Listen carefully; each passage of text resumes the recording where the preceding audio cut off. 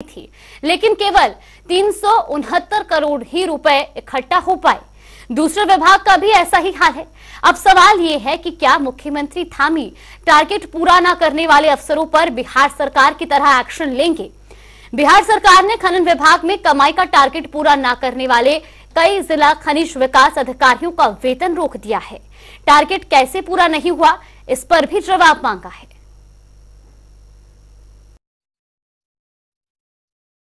से जो विभागवार आप कह रहे हैं कि खर्च नहीं हो पा रहा है, वो इसलिए नहीं हो पा रहा है क्योंकि भाई जनता पर ध्यान ही नहीं है, मंत्रियों का, विधायकों का। वो अगर तालमेल अगर अधिकारियों का और मंत्रियों का हो तो निश्चित रूप से वो काम धरातल पर हो सकता है, लेकिन खर्च ना कर पाना ये भी सरकार की नाकामियां बताती है कि उस किसी भी डिपार्टमेंट का अगर बजट अगर पूर्ण रूप से धरातल पर खर्च नहीं हो रहा है तो सरकार और जनप्रतिनिधियों की नाकामियां बताती है। सरकार का रवैया सिर्फ जातिवाद, धर्मवाद पर ज़्यादा ध्यान है। सरकार का ध्यान जो राज्य को जो बजट मिला है उस पर जो किस प्रकार से उसको जमीन पे या धरातल पे काम करना है उस पर बिल्कुल ध्यान नहीं है। तो मेरा मानना है ये मिलीजुली भाजपा की जो भ्रष्ट अधिकारियों के जो नेताओं की सरकार है वो पूरे राज्य को बेड़ागर बयानबाजी का लगातार आयाम रहता है, लेकिन राज्य में जो सरकार चल रही है धामी सरकार भारतीय जनता पार्टी चौमुखी विकास की बात को लेकर दुरुस्त गांव तक भी विकास की किरण पहुँचे, इन भावनाओं के साथ काम कर रही है। हर क्षेत्र तक विकास की किरण ले जाने का संकल्प माननीय धामी सरकार ने लिया है, उसी के तहत आगे काम कर रहे हैं। और आने वाले बजट में जैसे उत्तराखंड की जनता को क्या रियायत देनी है, तो क्षेत्र के पर्यटन के क्षेत्र में, टूरिज्म के क्षेत्र में, डेस्टिनेशन पॉइंटों के क्षेत्र में कैसे विभागीय बजट बनाना है, उन सब बातों को ध्यान में रखते हुए धामी सरकार काम कर रही है। और इसी पूरे विषय पर हमारे साथ हमारे मेहमान भी जुड़ चुके हैं। भारतीय जनता पार्टी से नवीन पिरशाली जी हमारे साथ जुड़ गए, बहुत बहुत स्वागत है आपका जनता टीवी पर। साथ ही कांग्रेस प्रदेश प्रवक्ता राजेश चमोली जी हमारे साथ हैं और उत्तराखंड क्रांति दल के प्रवक्ता अनिल थपलियाल जी हमारे साथ जुड़ गए हैं। आप सभी मेहमानों का जनता टीवी पर बहुत बहुत स्वागत है। नवीन पिरशाली जी, आज सबसे पहला सवाल आपसे ही, जिस तरीके से लगातार अफसरों पर सवाल उठ रहे हैं, खनन विभाग की अगर बात की जाए तो सबसे पहला सवाल उसी को लेकर के कर लेती हूं कि टारगेट जितना दिया गया था उसको अभी तक पूरा नहीं कर पाए हैं। और ऐसे में सवाल ये कि जो विभागों को खर्च के लिए एक टारगेट दिया जाता है कि 825 करोड़ का राजस्व इकट्ठा करने का टारगेट दिया गया था, लेकिन सिर्फ 369 रुपए अभी तक इकट्ठा हो पाए। ऐसे में कैसे प्रदेश का विकास होगा जब अधिकारी ही राजस्व इकट्ठा नहीं कर पा रहे हैं? जी जागृति, अभी जो राजस्व का जो डेफिसिट आ रहा है, जो होना चाहिए, जो टारगेट दिया गया था उस टारगेट के अनुरूप विभाग द्वारा नहीं किया गया है, जिस पर मुख्यमंत्री जी ने बहुत सख्त एक्शन लिया है और अधिकारियों को थामने की बात उसमें कही गई है। अगर उनको टारगेट दिया गया, उनके पास मौका है, अगर मार्च से पहले अपने टारगेट को पूरा करेंगे तो ठीक है। अगर जो टारगेट पूरा नहीं कर पा रहे उस अधिकारियों पर कार्रवाई की बात माननीय मुख्यमंत्री जी ने कही है। और उत्तराखंड की ये कार्य संस्कृति पहले रही है कि अधिकारी खासतौर पर हमेशा सरकार के आदेशों का ही इंतजार हर चीज में करते हैं, जबकि प्रशासन का काम होता है कि जमीनी स्तर की समीक्षा करते हुए, उस पर प्रस्ताव बनाते हुए, उस पर समय पर जो फ्लैग रेज करना पड़ता है, जहां दिक्कतें आ रही हैं उसको शासन तक पहुंचाना, ताकि शासन अपने अधिकारों का उपयोग करते हुए उस पर एक्शन समय पर ले पाए। ये कार्य संस्कृति बदलने की कोशिश हामी जी पूर्णतः कर रहे हैं। आपने देखा होगा कि बहुत सारे अधिकारी नापे गए हैं और बहुत सारे अधिकारियों पर कार्रवाई हुई। आईएएस अधिकारी, आईएफएस अधिकारियों पर भी कार्रवाई पहली बार हुई है और बहुत सख्त मोड में मुख्यमंत्री जी बिल्कुल उनको चेताते हैं कि ये लापरवाही नहीं चलेगी। काम करने वालों के लिए कोई काम करने वालों के लिए सरकार है, नहीं तो अन्यथा सरकार को कोई जगह किसी के लिए नहीं है। लेकिन जहां पर लापरवाही होती है उसको देखा जाता है और सरकार की कोशिश है कि जो सिस्टम उल्टा यहाँ पर चलता है कि अधिकारी ऊपर की तरफ देखते हैं, जबकि प्री प्लान्ड प्रशासन को हर बजट के लिए प्री प्लान्ड होता है। कहीं भी अगर आप देखते हैं किसी विभाग का बजट साल की शुरुआत में बनता है और उस बजट के हिसाब से समय समय पर उसको काम किया जाता है। अगर आप हमेशा सरकारों की तरफ देखेंगे, सरकारों से आदेश देते रहेंगे तो नीचे विभाग में काम नहीं हो पाएगा। तो उस कार्य संस्कृति को बदलने की यहाँ पर आवश्यकता है और हमारी सरकार उस कार्य संस्कृति को बदल रही है। और इसके चलते ही सरकार ने सख्त आदेश दिए कि हर एक विभाग प्री प्लान तरीके से चले, अपने बजट का पहले ही अनुमान लगा ले और उस अनुमान के मुताबिक तारीख करे, और जो अनुमान के मुताबिक कार्य नहीं होगा उस पर एक्शन लिया जाएगा। बिल्कुल। राजेश चमोली जी, नवीन पिरशाली जी का कहना है कि अब तो मार्च तक का समय दिया गया है, अगर तब तक भी टारगेट पूरा नहीं होता तो फिर उचित कार्रवाई की जाएगी। लेकिन आपको क्या लगता है कहाँ कमी रह रही है कि जो एक टारगेट निर्धारित किया जाता है हर विभाग का वो पूरा नहीं हो पा रहा है? भाई से जो सवाल पूछे उस पर नवीन भाई ने कोई जवाब नहीं दिया, बोल बातों को घुमाया कि सरकार क्या करेगी क्या नहीं करेगी। हकीकत यह है कि जैसे आपने कहा कमाई के लिए जो खनन के लिए जो 825 करोड़ का जो एक बजट रखा, राजस्व रखा गया था कि उससे कमाई करेंगे, उसमें भी सरकार फीसदी कमाने में भी सरकार फीसदी है। लेकिन उसके साथ साथ जो बजट राज्य के लिए 2023 में था कि खर्च होना है, उसमें भी सरकार पूर्ण रूप से फिसडी रही है। आप देखिए राज्य में सबसे बड़ा जो हमारा पर्यटन विभाग है उसको 165 करोड़ रुपए आवंटित हुए थे, उसमें मात्र 72 करोड़ रुपए ये अधिकारी ये सरकार खर्च कर पाई है, जबकि राज्य पर्यटन से जुड़ा हुआ है। इसी प्रकार कृषि के क्षेत्र में अगर मैं देखूं तो 63 करोड़ का बजट था, मात्र 35 करोड़ खर्च हुआ। आप ग्रामीण विकास में देखिए 1965 की जगह 676 करोड़ खर्च हुआ। पीडब्ल्यूडी में जहां सड़कें चकाचक पूरे राज्य की होनी चाहिए थी, 1600 के करोड़ के बजट में 81 करोड़ के बजट में आपने 775 करोड़ खर्च किया। तो ये और भी बहुत सारे वो है, सिंचाई है, उद्यान है, लघु सिंचाई है, तमाम जो मतलब बजट जिसमें आवंटित हुआ था उसमें मात्र 25% ये सरकार एक पूरे साल में जो खर्च कर पाई है। तो इससे ये पता लगता है कि सरकार किसी भी रूप से इस राज्य की सरकार न युवाओं के प्रति चिंतित है, न महिलाओं के प्रति चिंतित है, न इस राज्य के प्रति चिंतित है। हाँ, ये तय है कि ये सरकार प्रचंड बहुमत की बनी, धर्म के नाम पे, जाति के नाम पे जो आवंटन हो सकते हैं उनके नाम पे ही सरकार बनी है। अब जब सरकारें धर्म के नाम पे चुनी जाएगी तो निश्चित रूप से उनको काम करने की आवश्यकता नहीं है। आप देखिए कि पिछले 1 महीने से सब जानते हैं, पूरा विश्व जानता है, पूरा भारत जानता है कि श्री राम हम सबके पूरे देवभूमि हो, चाहे पूरे भारतवर्ष के, पूरे विश्व के आस्था के प्रतीक है। लेकिन मुख्यमंत्री जी की अगर आप सोशल साइट्स के एक पोस्ट अगर आप ऑब्जर्व करेंगे तो मतलब आप देखिए मतलब विकास में चर्चा ही नहीं है। राज्य में उत्तराखंड के युवाओं को रोजगार चाहिए, राज्य 14 लाख युवा बेरोजगार है इस राज्य में, उनको रोजगार देने की आवश्यकता है। आपने पूर्व के जो मुख्यमंत्री हैं त्रिवेंद्र रावत जी, उन्होंने कहा था कि इस राज्य में जो कामचोर अधिकारी है उनको भी बाहर किया जाएगा, लेकिन त्रिवेंद्र रावत जी भी चले गए, TSR 1 भी चले गए, धामी 1 आए, अब सेकंड रिपीट द्वारा धामी जी आए, लेकिन स्थिति जो की त्यों है। हम चाहते हैं राज्य सरकार राज्य के मुद्दों पर गंभीर रहे। इस राज्य में बहुत सारी संभावनाएं हैं। आपने पूर्व के जो मुख्यमंत्री हैं TSR 1 ने 1.5 लाख करोड़ का इन्वेस्टमेंट दिखाया कि उत्तराखंड के होर्डिंग लगाए, बोर्ड लगाए, जिसपे 100 करोड़ रुपए राज्य खर्च किए और कहा हम 7 लाख युवाओं को रोजगार देंगे। उसके बाद उससे फिर से बड़े मुख्यमंत्री आ गए धाकड़, जिनको पूरा मीडिया मैनेजमेंट के तहत धाकड़ बनाया जा रहा है। कहा कि 3 लाख करोड़ का हम इन्वेस्टमेंट कर रहे हैं राज्यों को। अरे भैया, जो बजट मिला है, जिस विकास के लिए मिला है, आप उसका अगर 25% खर्च नहीं कर पा रहे तो आप सोचिए आपके अधिकारी आपकी समझ नहीं रहे, आपको मुख्यमंत्री, आपका मंत्री विधायक आपको समझ नहीं रहा है मुख्यमंत्री के आप कुछ काम बात कहें। मुख्यमंत्री घोषणा है जिसपे 65 करोड़ रुपए खर्च हुए, मतलब बजट आवंटित हुआ, उसमें भी आप 28 करोड़ रुपए खर्च कर रहे हैं। आप सोचिए जब मुख्यमंत्री की 50% बजट का जो मतलब जो घोषणा पूरी नहीं हो पा रही है, तो इस राज्य के मंत्री विधायकों और अधिकारियों को कौन पूछता है? मेरा मानना है जागृति जी, देखिए बड़े गंभीर होने की आवश्यकता है। हम सब लोगों को, आप मीडिया के लोगों को, तमाम जो बुद्धिजीवी लोग, तमाम अन्य पार्टी के लोग हैं, एकजुट होकर सरकार को समझाने की, सरकार को सद्बुद्धि के लिए मतलब कुछ यज्ञ करने पड़ेंगे या कुछ ऐसे आंदोलन करने पड़ेंगे जिससे सरकार जागे। चलिए ठीक है, अनिल थपलियाल जी आपसे भी जानना चाहेंगे, जिस तरीके से ये पूरा मामला सामने आया है और सबसे बड़ा सवाल यही कि जो टारगेट अफसर पूरा नहीं कर पा रहे हैं उनको लेकर के एक सवाल उठा था। त्रिवेंद्र सिंह रावत सरकार में भी ये कहा गया था कि जो नाकाबिल या जो टारगेट पूरा नहीं कर पा रहे हैं उन अफसरों पर कार्रवाई की जाएगी, उनको जबरदस्ती रिटायर किया जाएगा ताकि वहां पर नई भर्तियां हो, राजस्व इकट्ठा हो, विकास जो तमाम योजनाएं हैं उन पर काम हो। लेकिन अभी भी ऐसे कई विभाग हैं जो अपना टारगेट पूरा नहीं कर पा रहे हैं। कहां पर कमियां हैं और क्या लगता है कि क्या इसकी बड़ी वजह हो सकती है? जी जागृति जी, ऐसा है कि सर्वप्रथम तो यह जितना बजट आता है राज्य के विकास के लिए उससे ज्यादा खर्चा है, तो अर्निंग सोर्सेज इनके पास है नहीं। दूसरी बात, इनका तालमेल नहीं है, सरकार और अधिकारियों के बीच किसी भी प्रकार का तालमेल नहीं है। और भ्रष्टाचार मुक्त सरकार और विकास का रथ लेके चलने वाली सरकार का एक स्लोगन है कि हर गांव में जब तक प्रत्येक यहाँ पहाड़ के प्रदेश के अंतिम गांव का, अंतिम व्यक्ति का विकास नहीं होगा तब तक हमारा विकास का रथ रुकेगा नहीं। तो विकास का रथ तब कब रुकेगा, कब चलेगा, ये तो वर्तमान सरकार बहुत अच्छी तरह जानती है।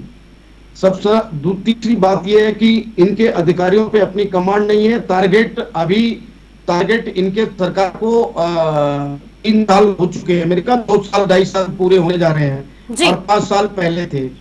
तो आप ये बताइए कि 3 साल में टारगेट नहीं किए गए क्या? पहले जो बजट आया होगा वित्तीय वर्ष 2022-23 का जो बजट आया होगा, उस बजट पे चाहे वो सांसद निधि में हो, चाहे वो सरकार के सरकारी कार्यालय के लिए हो, यानी राज्य सरकार के विकास के लिए हो, तो वो कहा जाता है बजट क्यों नहीं खर्च हो पाता है? इसका कारण क्या है? आंकड़े में गिनाओ तो इतना समय नहीं होगा। प्रत्येक डिपार्टमेंट के लिए मेरे ख्याल करोड़ों में बजट आता है। हमारे पास विकास के लिए सबसे प्रथम सबसे अच्छा खर्चा हो सकता है पर्यटन पे, ठीक, और PMGSY, और अपना जो अन्य डिपार्टमेंट है जैसे इरिगेशन है, PWD है, ये इनके बजट जिनकी जो घोषणाएं थी, जो योजनाएं इनके कंसर्न मिनिस्टर ने की है, तो वो अभी भी वैसी पेंडिंग पड़ी हुई है। जब पिछली ही योजनाएं पूर्ण नहीं हो पाई तो दूसरी कैसे पूर्ण कर पाएंगे?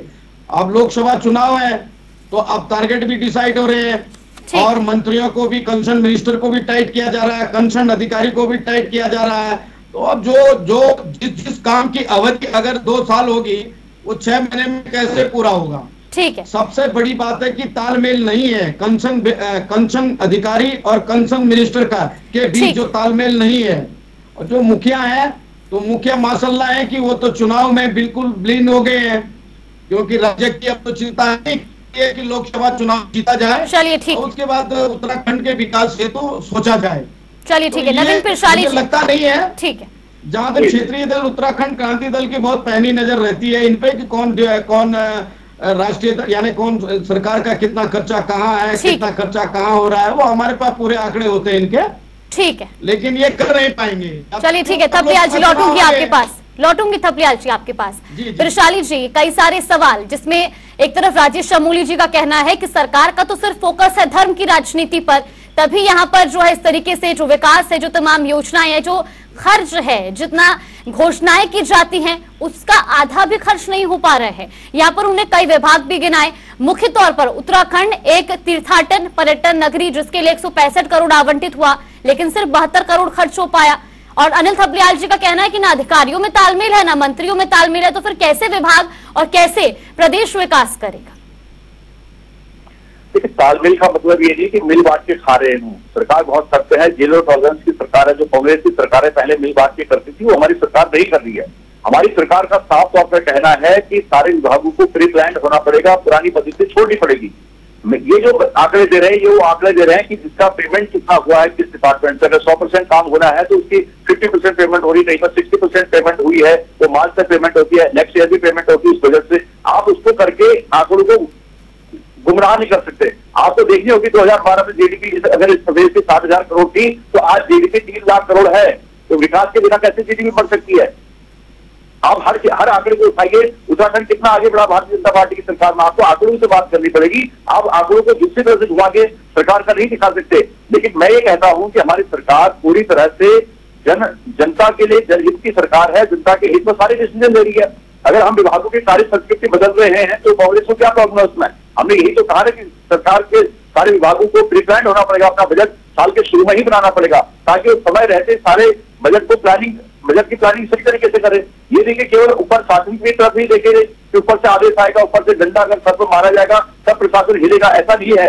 प्रशासन को हम ऑटोमेशन मोड में लाना चाह रहे हैं, उसकी कार्य संस्कृति बदली जा रही है। इससे अच्छे अधिकारी को सही जगह पर बैठाया जाएगा और जो बेकार अधिकारी है उनको बदला जाएगा। आपने देखा IAS अधिकारी यादव पर भी हमने अगर कार्रवाई की तो हमने किशन चंद IFS अधिकारी पर कार्रवाई की, कई अधिकारियों पर कार्रवाई की, जेल के पीछे भेजा। पहली बार ऐसा उत्तराखंड में हो रहा है कि जीरो टॉलरेंस की सरकार है, भ्रष्टाचार को बिल्कुल बर्दाश्त नहीं किया जा रहा है। ऐसी हमारी सरकार ने जो डिसीजन ली है भ्रष्टाचार को मिटाने के लिए, वो आज तक की सरकारों ने नहीं ली है। ठीक, एक और प्रश्न था राजेश चमोली जी का कि सिर्फ धर्म की राजनीति पर फोकस है बीजेपी का। देखिए जागृति जी, जो राजनीति धर्म की होनी चाहिए, विधर्म की थोड़ा होनी चाहिए। कांग्रेस की अगर विधर्म की राजनीति है तो उसमें हम कुछ कह नहीं सकते। भारतीय जनता पार्टी की बिल्कुल धर्म में रहते हुए राजनीति है, आस्था में रहते हुए राजनीति है, जनता के हित के लिए राजनीति, अच्छी सोच के साथ राजनीति है। अगर धर्म से विधर्म हो जाएगी तो फिर हम राजनीति क्या कर पाएंगे? ठीक, धर्म को तो रहना पड़ेगा। और कहा गया कि धर्म रक्षित रक्षिता, जो धर्म की रक्षा करेगा धर्म उसकी रक्षा करेगा। अब आप उसको किस एंगल से देखिए, कांग्रेस तो नहीं होती है। आपने देखा कि किस तरह से राम मंदिर का विरोध कर रहे हैं, ये किस तरह से राम मंदिर का विरोध कर रहे हैं, किस तरह से राम लला कांग्रेस का निमंत्रण ठुकरा रही है। ठीक है राजेश शमूली जी, तो इनको तो इनकी तो मत घुमाया मुद्दे पे जो मैंने आंकड़े दिए, आपने आंकड़े दिए, उन पर चर्चा नहीं की है। आप कह रहे हैं कि हमारी सरकार में ये राज्य कहां से कहां पहुंच गया। जरा ये इनसे ये पूछ लीजिए कि उत्तराखंड बेरोजगारी में हरियाणा के बाद दूसरा नंबर राज्य बन चुका है आपकी सरकार में। उत्तराखंड में बेटियों का जो पर्वतीय राज्यों में सबसे ज्यादा हमारी सरकार ने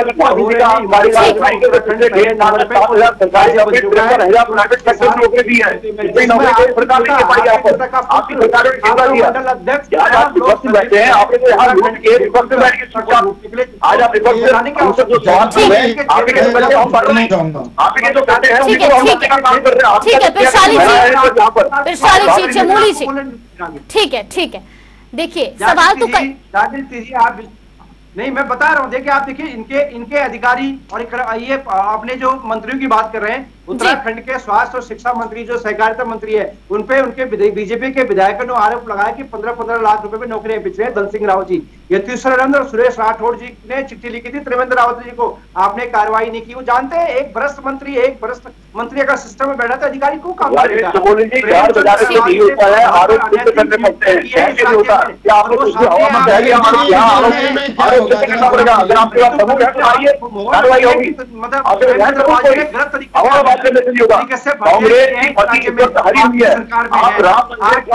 निमंत्रण ठुकरा रहे हैं, ये सोचते कि भारतीय जनता पार्टी का है, अरे भारतीय जनता पार्टी के पूरे देश का है। इस वक्त देश डूबा हुआ है, ये 500 साल में पहला मौका है ऐसा युग में। चलिए ठीक है राजेश शमूली जी, नवीन पिशाली जी, अनिल थपलियाल जी से भी प्रतिक्रिया ले लेते हैं। आपका नेता का पुत्र सलीम था उत्तराखंड की। ठीक है राजेश शमूली जी, ठीक है राजेश शमूली जी, लौटूंगी नेता संघीय संगठन। ठीक है राजेश शमूली जी, लौटूंगी आपके पास, प्लीज माफ कीजिएगा, रुकना चाहूंगी। अनिल थपलियाल जी, जी मेरे ठीक है राजेश शमूली जी, ठीक है मैं लौटूंगी आपके पास, लौटूंगी राजेश शमूली जी, ठीक है पिशाली जी, लौटूंगी। अनिल थपलियाल जी, चलिए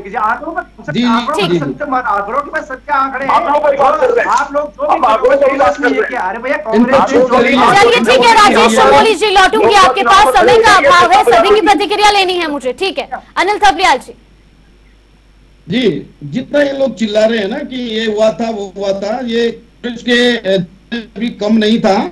जितना बजट आता था उसका दुगना जो है खर्चा होता था। और आज इसका अपना वर्तमान सरकार का, भारतीय जनता पार्टी का, तो ऐसा कोई मिनिस्टर नहीं जो जितने भी भर्तियां हुई है वो हमको जानकारी है, क्योंकि शहरी दल है, हमें पता है कितने रुपए कहाँ पड़े, कितने ट्रांसफर पे मिलते हैं।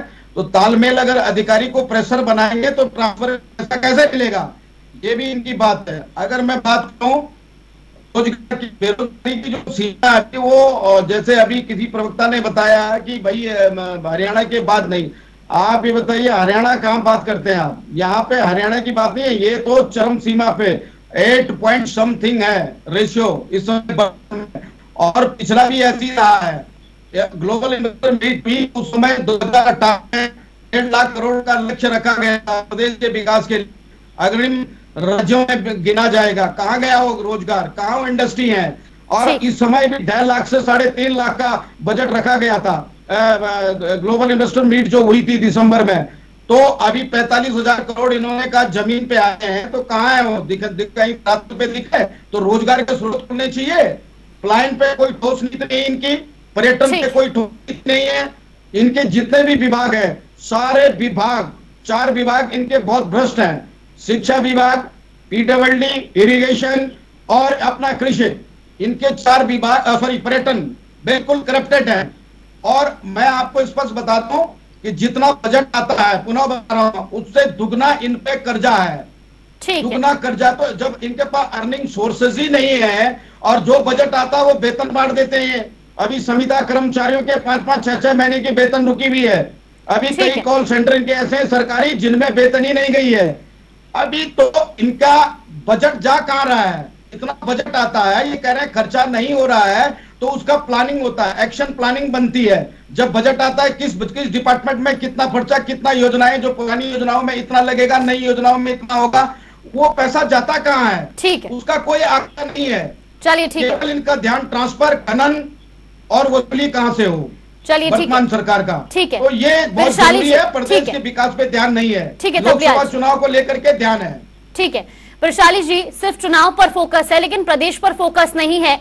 थपलियाल जी का कहना है कि सबसे ज्यादा संलिप्त जो विभाग हैं भ्रष्टाचार में, खनन, पर्यटन, कृषि और शिक्षा, 4 विभाग भी उन्होंने गिनाए कि जहां पर पूर्ण रूप से भ्रष्टाचार है, सरकार उस पर काम नहीं कर रही है। जो अधिकारी भ्रष्ट हैं, जो भ्रष्टाचार कर रहे हैं, अगर सरकार भ्रष्टाचार में लिप्त नहीं भी है तो जो अधिकारी हैं उन पर एक्शन लिया जाए, क्यों नहीं लिया जाता है? जागृति जी, मैंने कहा तो सही ना, मैंने कहा पहली बार यहाँ पर ऐसा हुआ किसी IAS को, किसी IFS को जेल के पीछे भेजा गया सरकार द्वारा, जी, जो ग्रामीण सरकार द्वारा भेजा गया। अगर ग्रामीण द्वारा कोई भी कोताही नहीं बरती जा रही है, जो पहले कार्य संस्कृति थी वो कार्य संस्कृति क्या चुकी है। अब यहाँ पर अधिकारी को बोल दिया गया कि आपकी टाइमिंग क्या है, उनको मॉनिटर किया जा रहा है, प्रॉपर तरीके से देखा जा रहा है, जगह मीटिंगें हो रही है, समय समय पर हिदायतें दी जा रही है। तो आप देखिए कि सरकार बिल्कुल एक्शन पर है और यहाँ पे दुरुस्त करने के लिए दिन रात मेहनत कर रही है और नतीजा आ रहा है। सरकारी अधिकारी काम कर रहे हैं, जॉब पर जा रहे हैं, ठीक है, ठीक है, चमोली जी होंगी, मैं आपके पास प्रतिक्रिया आऊंगी आपके लिए। ठीक, वैशाली जी कम शब्दों में अपनी बात पूरी कीजिएगा। मैं कहने की कोशिश कर रहा हूँ कि उत्तराखंड की भारतीय जनता पार्टी की सरकार निस्संदेह उत्तराखंड के सपनों को पूरा करने में लगी हुई है दिन रात, और जो हमारा लक्ष्य है 2025 तक ये राज्य इस देश का अग्रणी राज्य बनेगा। माननीय मुख्यमंत्री जी ने जो लक्ष्य रखा है, मुख्यमंत्री जी और पूरी सरकार और पूरे सरकार के सभी नुमाइंदे उस और पूरी तरह से काम कर रहे हैं, और जहाँ पे लूप होल्स हैं उनको ठीक किया जा रहा है, जहाँ होल्स हैं उनको ठीक किया जा रहा है, और कहीं भी कोई कोताही, कोई कोर कसर नहीं छोड़ी जा रही है। जहाँ पर होगी उस पर कार्रवाई होगी, और बड़ी कार्रवाई हुई है और आगे भी कार्रवाई होगी। ठीक है, राजेश चमोली जी आखिरी प्रतिक्रिया कम शब्दों में। प्रशाली जी का कहना है कि सरकार जीरो टॉलरेंस की नीति पर काम कर रही है, अगर कोई भ्रष्टाचार में संलिप्त है तो सरकार उस पर कार्रवाई कर रही है, कुछ उदाहरण भी उन्होंने गिनवाए।